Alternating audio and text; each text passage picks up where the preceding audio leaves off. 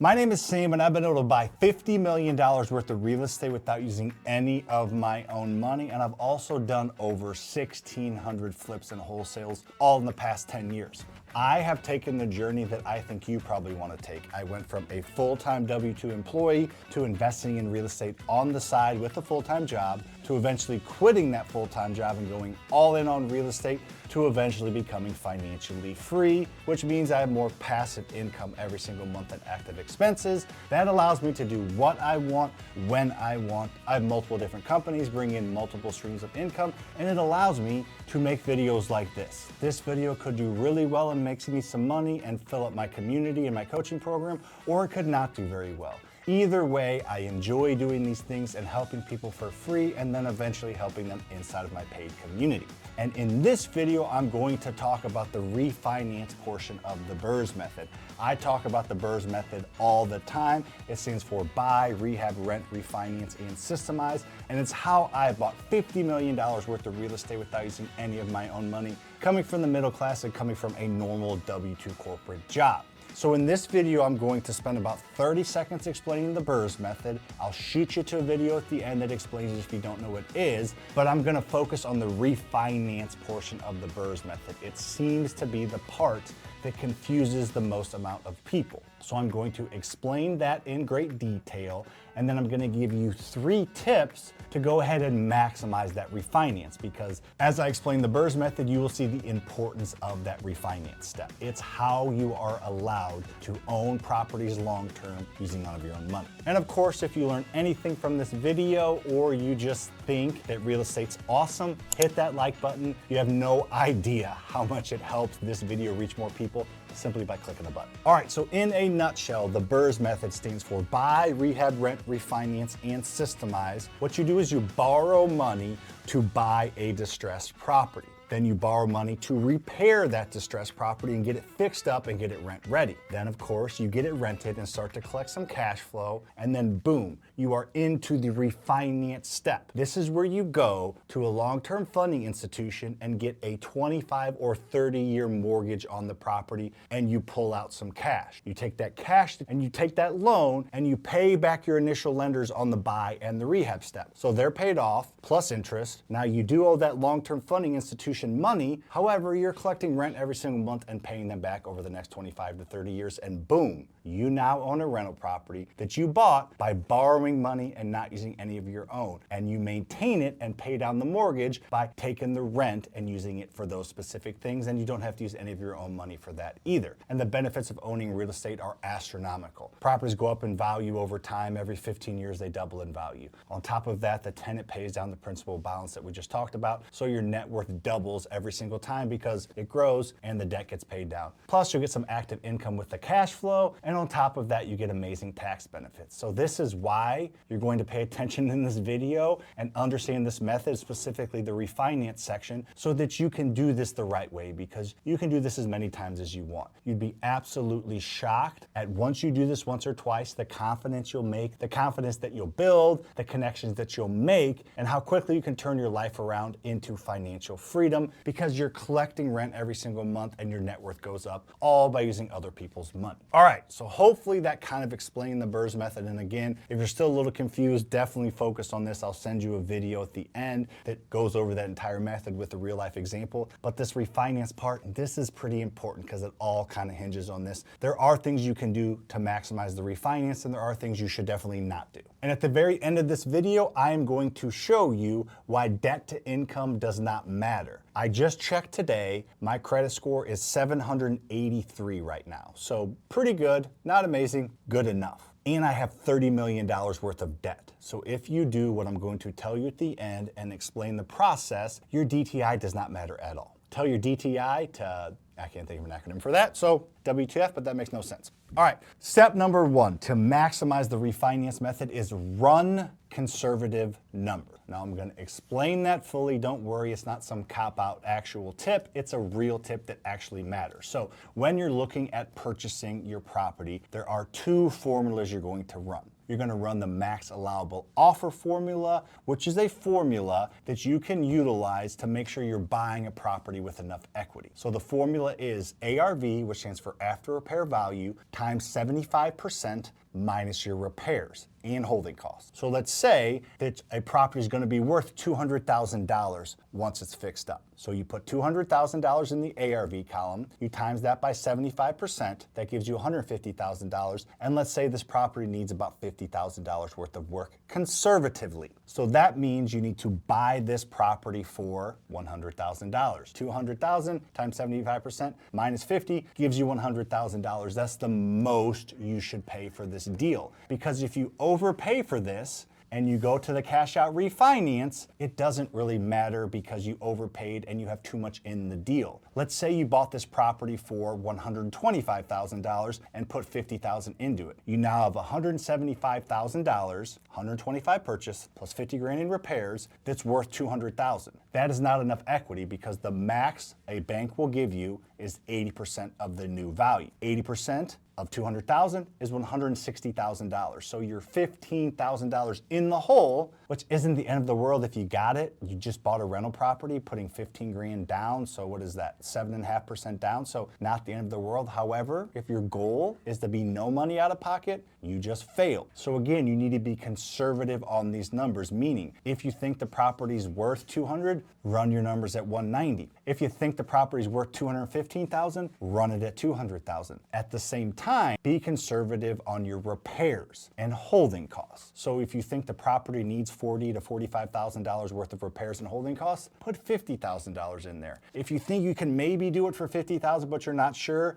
go ahead and put $55,000 or $60,000 in there. If you're conservative and realistic on the ARV and on the holding costs and things go well, maybe this thing is worth $215 and you have $140 in it. So you have even more equity and even more cash flow. And if things don't go quite well, hopefully you're still able to have enough equity to pull out and not come out of pocket. So if things go perfect, if it's a home run, if things are kind of sketchy, maybe you still get a good deal and hit a double, to go with that baseball analogy. So be super conservative on your numbers. That's very important on the buy side. And then when you're looking at the cash flow formula, which is the second formula you're going to run when buying rental properties, it's simply rent minus all your expenses. I'm not going to go into a ton of detail on that formula. I have videos on this channel, so you need to subscribe and poke around a little bit if you're not. But anyways, what you do is just make sure you're conservative on the rent. Look for current rentals in the area that are in the same condition your house is going to be in and use that number or slightly less. And then you're going to know all your expenses, meaning you'll know what your mortgage should be about.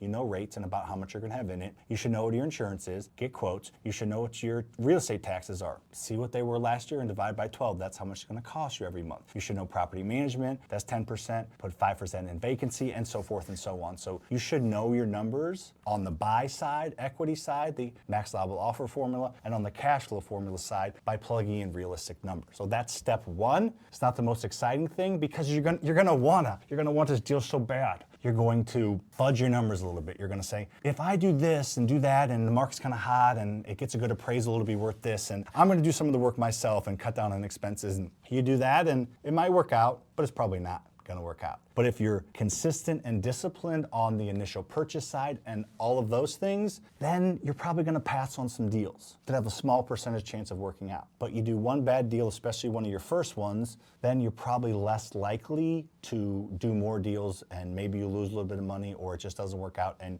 you lose your momentum and you lose your excitement and you lose your financial freedom because real estate's really the only way to do that in today's current environment. So regardless, the point is just be super conservative. You may pass on some deals that look okay, but don't push the numbers. Don't get too emotional. Just stick to the numbers, be as disciplined as possible. You will thank me later. All right, on to step two. Now, this is something that very few people do, or I wouldn't say very few people. Most of my students do it, but not as many people know about this part. So naturally, you want the property to appraise for as much as possible, right? All other things considered, you want that $215,000 house to appraise for $215,000, not $200,000. Hopefully you ran your numbers at $200,000, but the point is you want to maximize the appraised value value of that property, yet you have no control over the appraised value because you have no control over the appraiser. The bank or long-term funding institution, we're going to talk about in step 3, got some tips there for you, is going to send out a third-party appraiser to run some numbers on the property and give the lending institution a fair market value. Now, they're going to run some comps, they're going to look at the property, they're going to take some pictures, and they're going to stick a number on it that is probably kind of conservative because they don't want to put their butts on the line and overappraise it. You can get them to overappraise it or appraise it properly simply by meeting them at the property. I know that sounds simple and I know that sounds like maybe obvious,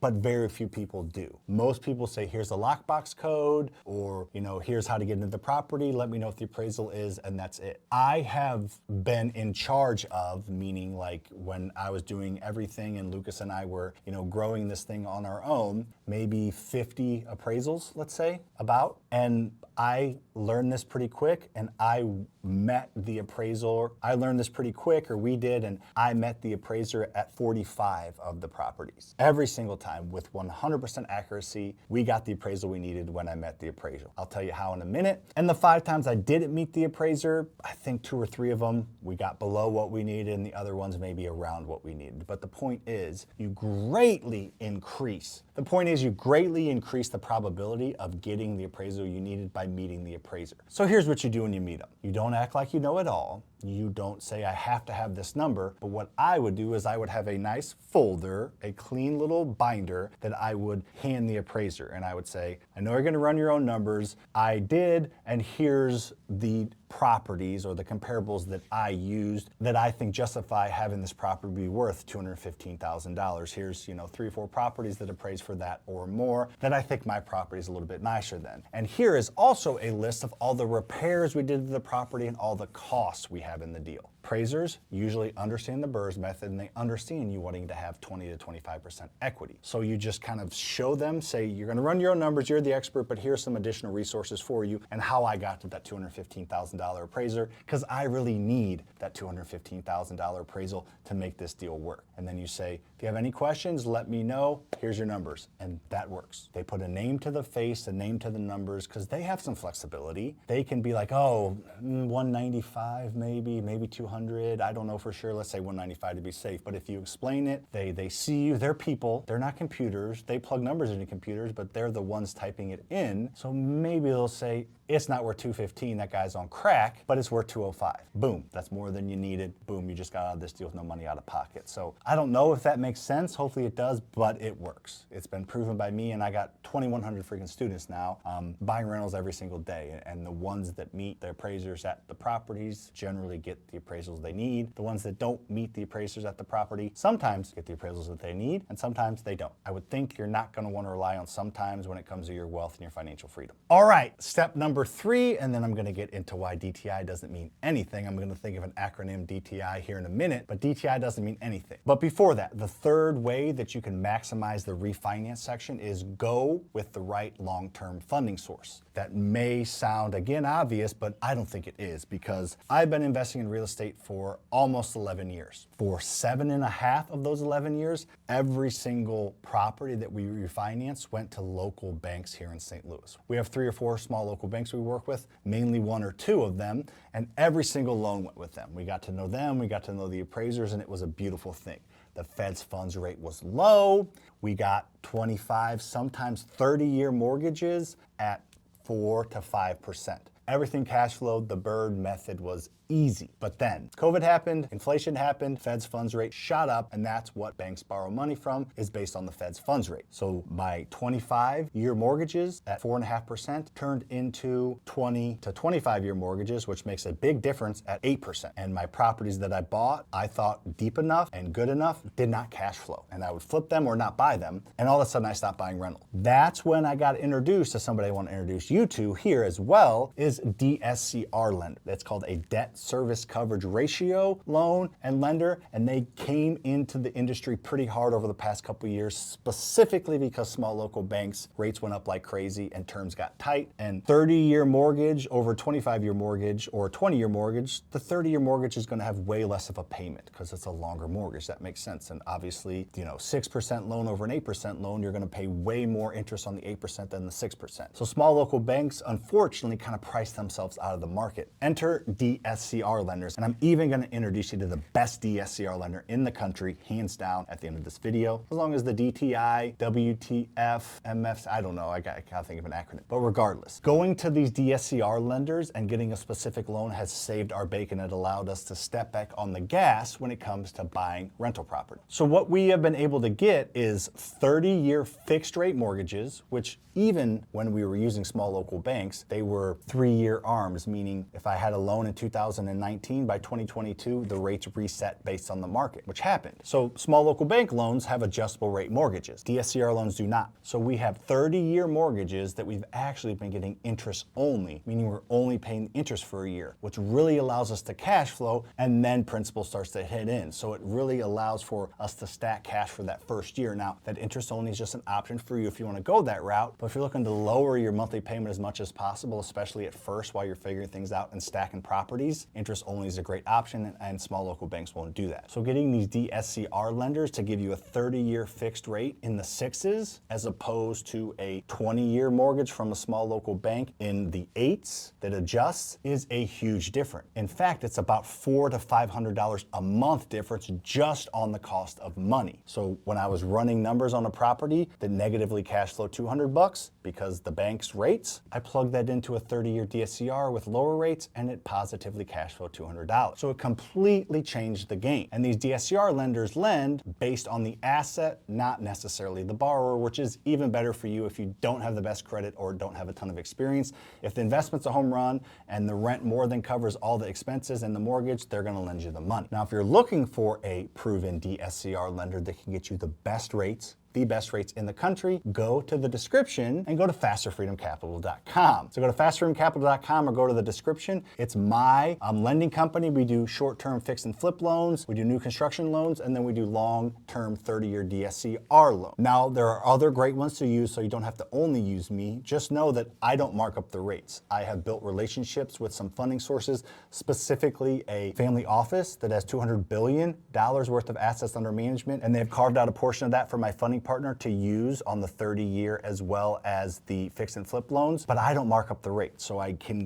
get fix and flip loans under 10% if you qualify, and then I can get 30-year loans under 7% if you qualify. So use that. Go to FasterFreedomCapital.com, talk to one of my relationship managers, Gino or Kayola, and they will walk you through the process and we can figure out if it's a good fit, or we can connect you with somebody that is a good fit. I would say about half of the people that come into the Faster Freedom Capital sphere, we end up giving to another lending source because we're not the best fit. So I truly do want to help you. All right. So all that being said, why DTI doesn't matter. So debt to income ratio is for residential loans based on your credit and your income. When you go to a DSCR loan, I told you that was asset-based lending. DTI is for borrower-based lending.